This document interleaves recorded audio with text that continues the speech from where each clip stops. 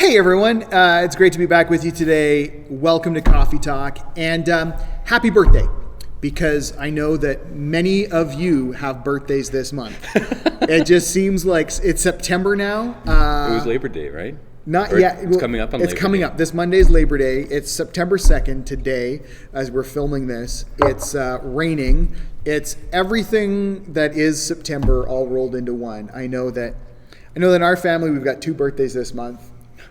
Do you have birthdays in September? We have one in our family, but then we have 2 in October. Right, 2 in October. So I don't know why we like. So Sheena's birthday, Ezra's birthday, our anniversary, extended family members' birthdays. Like it's September, right? Like some of our youth have birthdays this month. It seems like it's the happy birthday month, and how fitting that we start the season with a boil water notice. It just seems like we haven't had one of those recently. Yeah, it's been a while. I looked it up today because I was thinking this morning. A thought that jumped into me is, I mean, we will take jugs and we'll go to the bulk water station on the corner of Asquith and Shannon Lake Road there, and fill them up. And it occurred to me this morning, I should not have driven over there to do it. I should have made my kids carry them. And when they complain, I'll be like, kids in Africa do this every day. I looked Carry it up. on your head. That's right. Carry it over. It's 1.7 kilometers from my house to that. Google tells me I can walk it in 22 minutes. I don't know how long it would take carrying 5 liter or one of those big 5-gallon things of water, but great. I said the word Google, and now all of a sudden I'm getting my Google assistant's like, "What can I help you with? Do you want me to set a timer for 22 minutes?" No, Google, go away. Anyways, so I don't know if that's a good idea or a bad idea to send my kids out with jugs and be it's like, a bad "Go do idea it." because they will get there, they'll get them filled, and it'll move 20 feet, and then they'll say, "I don't know, I left it there." I feel like there's got to be a way to get them to do it, maybe not obviously the big. Are you talking like the 18 liter? Well, that's what I would take. Okay. There's no way they're going to be able to carry that. But I think even if I got some like 2-liter pop bottles and gave them each like one in a backpack and said, "We're going for a walk," just to give them some. Put it on a stick and say you're empathy Mulan. And experience. Sure, right? Anything. Speaking of which, Mulan is coming out this week. Is it? Yeah. Now. It's a whole thing. It's a whole thing because some of our youth have been talking about this too. And then you have to add the $30 rental. Well, okay, so clearly, if we were as a family to go see it in a theater, it would cost us more than $30, unless we're going to the cheap theater. But then we're waiting forever until it's basically on DVD when we could rent it for $2. So I kind of understand, but at the same time, I'm like, I don't love Mulan enough to pay. I'm intrigued to see it. Really? So the line that always keeps me coming back is when the dragon doesn't understand what the horse is, right, and thinks it's a cow. Yes. And then the line that he says, when the horse goes after him, he says, "Down, Bessie."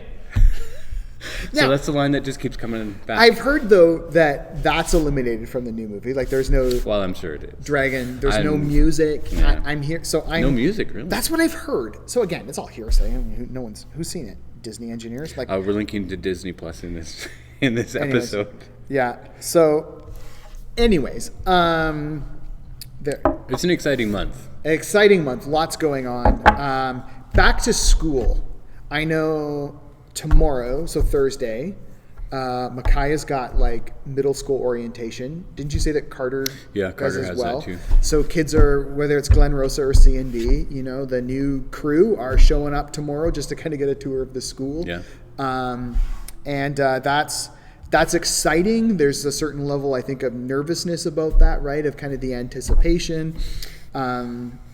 Next week, kids are in class.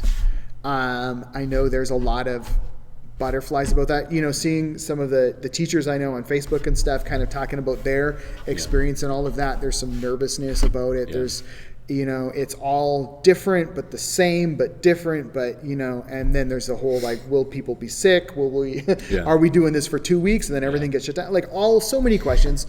And I think it's a good time for us to be just praying for people in general.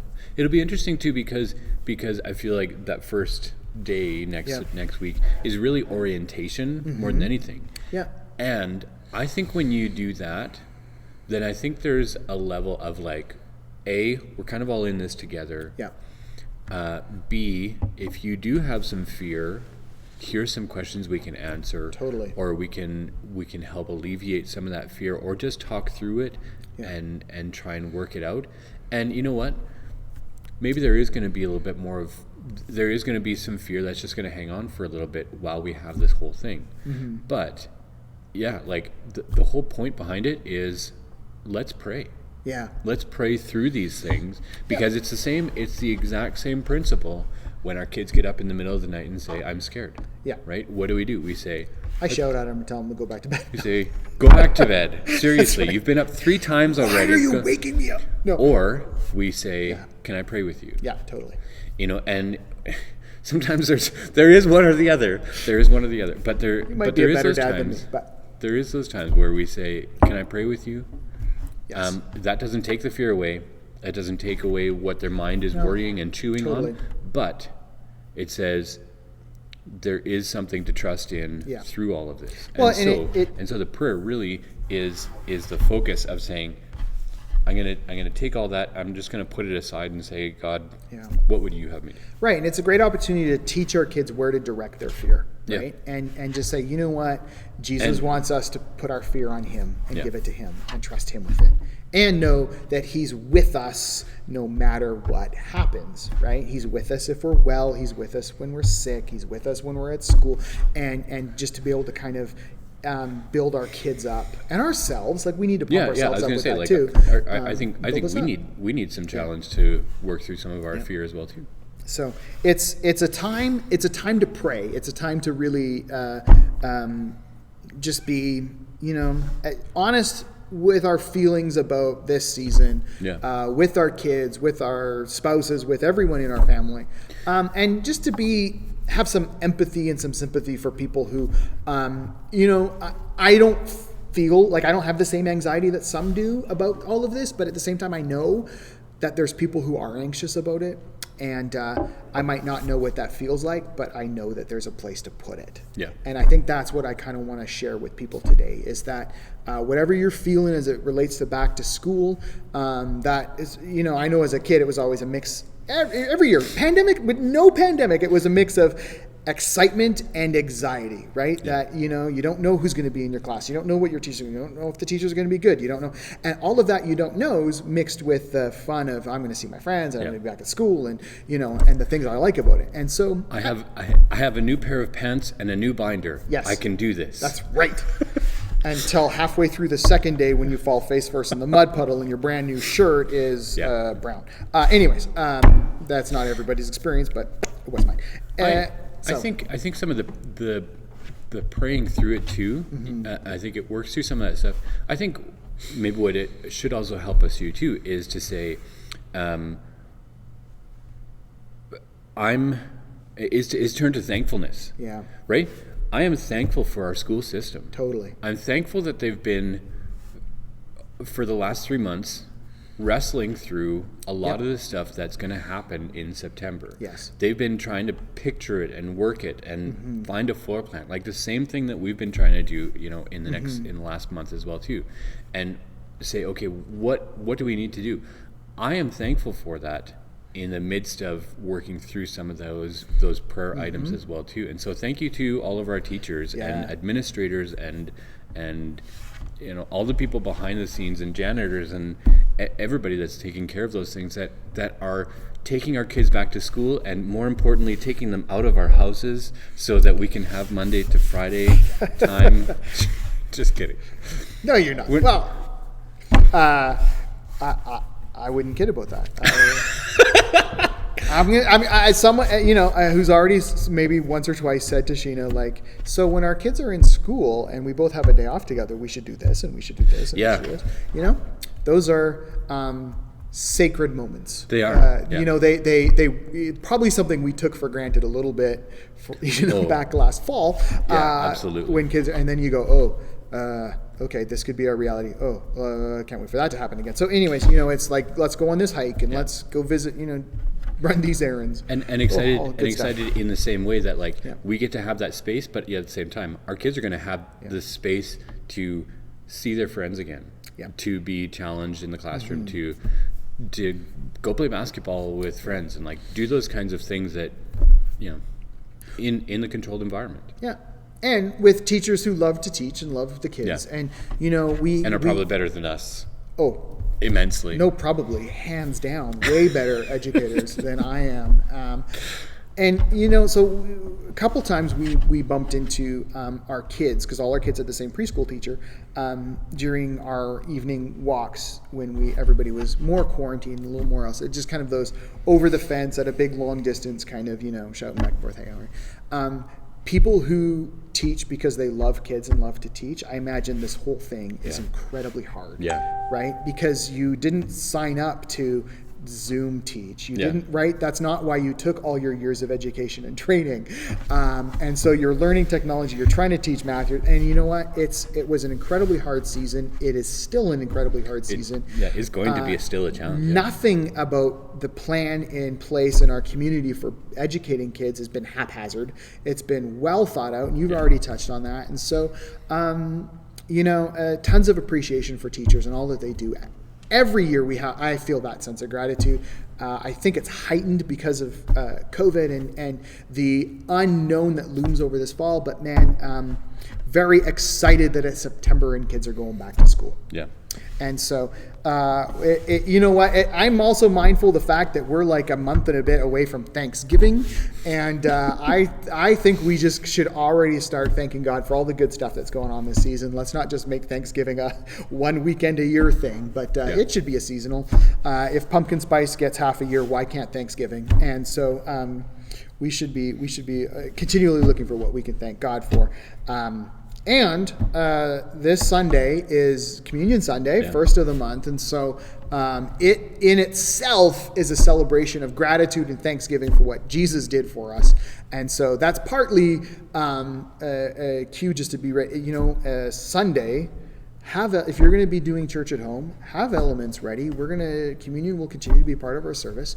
But maybe you'd like to do communion here in our auditorium, in our sanctuary, adjacent to other people, or even as a family unit, you know, communion together as a family, next to another family or another couple or another person. And it was great last month when we got to do it. I love that our first time having people together in this room happened to be a Communion Sunday, and we could raise our goofy little cups together.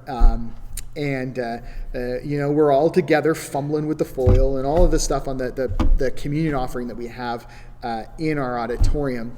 And so if you want to experience that this week, just the joy of being together with people while we worship and while we reflect and we give thanks to God, then I invite you to go on to lakeviewheightsbaptist.ca and click that come to a service link and join us Sunday morning at 10. All the more important, I would say, because it's a communion, come early, and we're going to walk you through how to use that little packet. We're going to open them up. We'll let you know so you can have it all ready to go. It's super easy, but we'll give you confidence so that and we'll give you time. Absolutely, and we can even give you a practice communion cup. Like I don't. Again, we don't want. This should be a joyful time, and it is. But I understand that for some of us who feel like we're all thumbs, getting the little thin wrapper off can be a challenge. And so, you know what? Hey. And it's a new thing, right? So, absolutely. Like if you're new to this whole thing, then which is new to kind of all of us, 100%. It's okay. We're all going to fumble. Absolutely. We're not going to make fun of you just because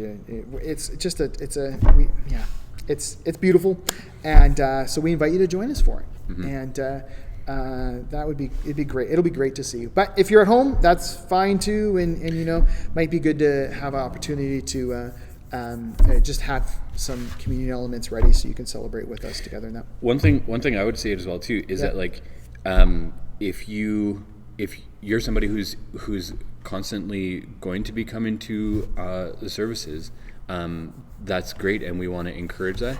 If you want it to be even easier, rather than going onto the website all the time, download the Church Center app. Oh. If you just search for Church Center in any of your app store or even online, it will take you to the app, and it has all of our services laid out there, and information about the church, and it's an opportunity even to kind of reach into different areas and different places that we wouldn't normally even be able to get to. So use that app. It's essentially in some ways kind of like a Lakeview app, almost like a here's what's happening at Lakeview. So any events that we're actually going to be planning in the next little bit, that will show up there in that app as well too, and you can do that. So that's, one more time, the name of the app is Church Center. Church Center. And so I'm an Android user.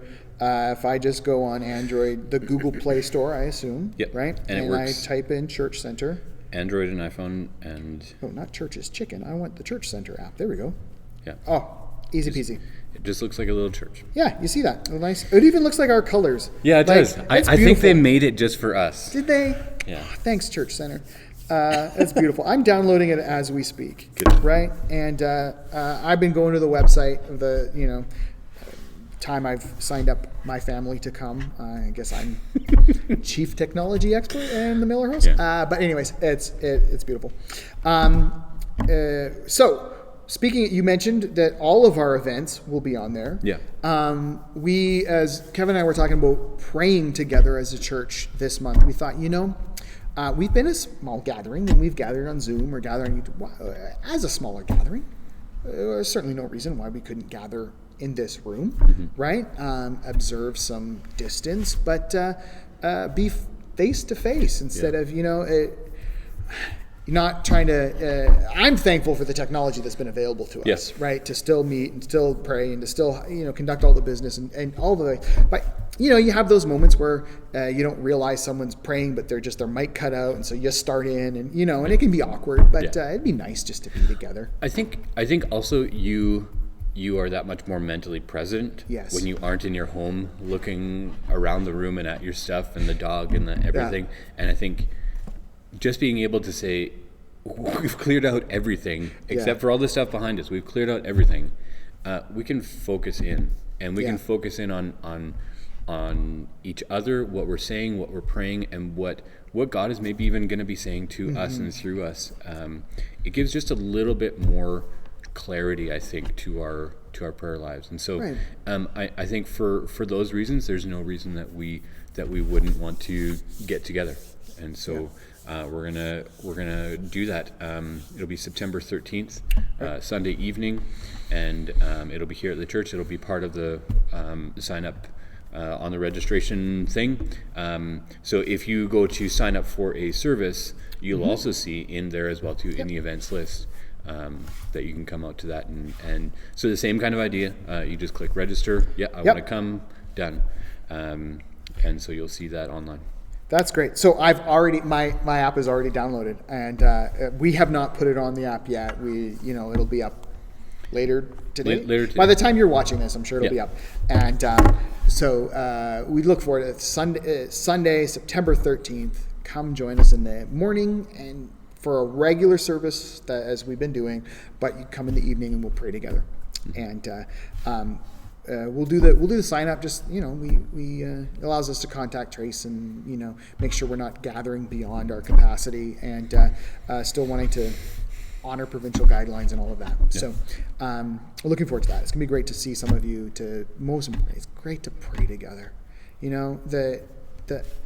One of the most encouraging things in my faith walk is just to listen to other people praying. Yeah. Like that is so enjoyable, just to hear people pray. And so come and be encouraged. I know some people get awkward. They feel like, I can't pray in front of others. You know what? Even if you just sit there and you're silent before God or praying quietly in your heart, but listening to others praying, it's hugely uplifting.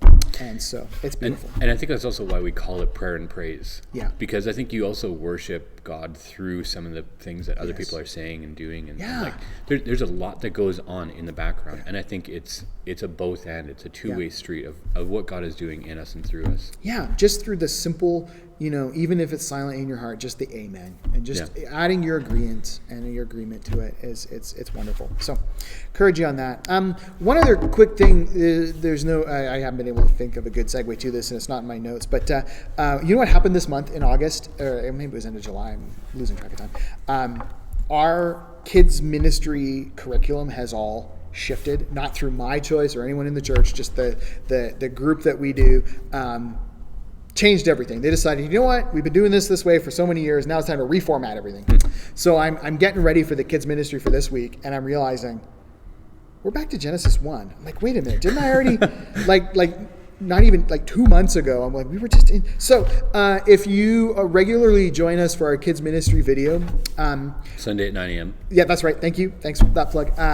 You might kind of go, I feel like we've been here before, and it's just because everything got shifted up and shifted around. And in some ways, what I really appreciate about all of it is what they said is their whole ministry vision, the D6 people, want to connect home and church. Right? They want to equip and encourage families to be the place where children grow in faith and become disciples of Jesus. And the church is really the place to work with parents and come alongside them and in many ways equip parents. And so they just sort of said, how can we do that better? And so there's a few more tools. So it sprang to mind when you started talking about the Church Center app. The D6 Family app has lots of different tools for that too. And it's also on the App Store and all of that. And you know what? I will say, when I search D6, there's a few other companies that call themselves D6. So the best thing to do, go on to lakeviewheightsbaptist.ca, find our children's ministry page, and there's a link there to both the Google Play and the iTunes Store so that you can get the app. There's like devotional guides for families there. It helps you connect with just some deeper points about how to take the lesson that you see on Sunday and revisit it during the week and come back to it. And one of the things they got better in terms of the home pages that go out, which we, in our bulletin, we publish like a little, we kind of take one or two key paragraphs, key sentences in there. There's a whole lot more behind that we would love to pass on to parents, but don't want to clutter up your inbox. And so anyone who's interested in that, reach out to me and we'll get you connected. But there's like 10 ways to sort of say, here's how you can be talking about this during the week. Here's some discussion starters, whether it's at dinner or when you're driving kids to school or whatever, to be talking about that. One of the things I thought was really cool, every week now there's like a whole bunch of like apologetic resources. So because it's a creation, they've given then for families to say, here's how you can engage kids with a biblical account of creation and all these different resources. There's like a whole bunch of, again, not everybody's maybe gonna dig in, and that's okay. But if you want to know how can I help my kids understand creation from a biblical understanding, here's some resources to help you kind of understand it scientifically and biblically at the same time, right? And balance all that out. So tons of stuff that maybe as parents just want to go, I don't know how to engage in this conversation well. Let's look at some of these resources. That's cool. So there's so much stuff we could be flooding you with. We don't want to drown you, and so it's one of those things where if you want to know more, just reach out, and then I will flood you with information that's been provided to me that I can simply go, here you go. And so there's that's so awesome. Much, and so it's all with the focus of helping parents, grandparents, aunts, uncles, whoever is got kids in their life, helping them be fully equipped to raise disciples of the next generation. So it's really cool stuff. And so that's another thing that sort of changed this summer that we want to just pass on. And so look forward to spending more time with you Sunday, unless you have anything more, I think. No, we'll see you for communion and enjoy your week and happy September.